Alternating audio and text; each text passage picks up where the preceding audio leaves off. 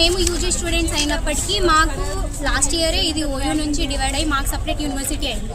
So ఇప్పుడు point వచ్చేసి ఏంటంటే మా పీజీ అంటే మా సీనియర్స్కి హాస్టల్ ఉస్మానియా యూనివర్సిటీలో ఉంది. అక్కడ మెస్ ఇన్ఛార్జ్ అయిన వినోద్ అని ఆయన సో మా సీనియర్స్ తోటి చాలా మిస్బిహేవ్ చేస్తున్నారని ఒక కంప్లైంట్ వచ్చింది. సో ఫస్ట్ స్టార్టింగ్ థింగ్ ఒక వాయిస్ రికార్డింగ్ షీ టీమ్కి వెళ్ళింది. దాంట్లో ఆ అమ్మాయి చెప్పిన స్టేట్మెంట్ ఏంటంటే మేము వీసీకి ప్రిన్సిపల్కి కంప్లైంట్ ఇచ్చినాము, అయినప్పటికీ వాళ్ళు యాక్షన్ తీసుకోవడం లేదు, సో మేము డైరెక్ట్గా ఇలా షీ టీమ్కి అప్రోచ్ అవుతున్నామని వాళ్ళు చెప్పారు. సో అదే ఇష్యూ తీసుకొని మేము ఇక్కడికి రావడం జరిగింది, వీసీతో మాట్లాడడం జరిగింది. ఎందుకంటే ఇది ఒక ఇష్యూ కాదు సార్, ఆల్రెడీ మేము ఇక్కడ లోపల చాలా ఇష్యూస్ ఫేస్ అవుతున్నాం.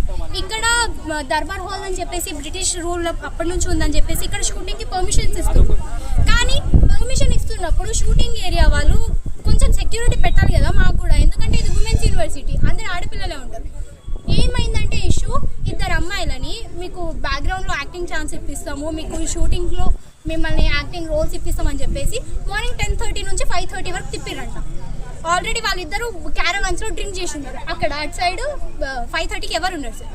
ఆ రోజు అదృష్టం కొద్దీ మా స్పోర్ట్స్ బ్లాక్ అన్న ఉండడం వల్ల ఆ రోజు చూసి వాళ్ళని రెస్క్యూ చేశారు, లేదంటే ఆ రోజు ఆడపిల్లల పరిస్థితి ఏంటన్నా. సో ఇలాంటివి ఫర్దర్గా జరగకుండా ఓకే మాకు బడ్జెట్ లేదు, మేము ఇన్ఫ్రాస్ట్రక్చర్ కోసం లోపల అన్ని ఫెసిలిటీస్ కోసం మాకు బడ్జెట్ కావాలి, దానికోసం మీరు షూటింగ్ ఇస్తున్నారు ఓకే, బట్ మాకు కూడా సెక్యూరిటీ కావాలి.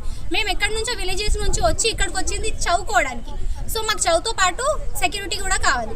అదే మేము వీసీ గారికి ఈరోజు రిప్రజెంట్ చేశాము. అలాగే వినోద్ అనే ఆయన మీద యాక్షన్ తీసుకుంటామని చెప్పారు.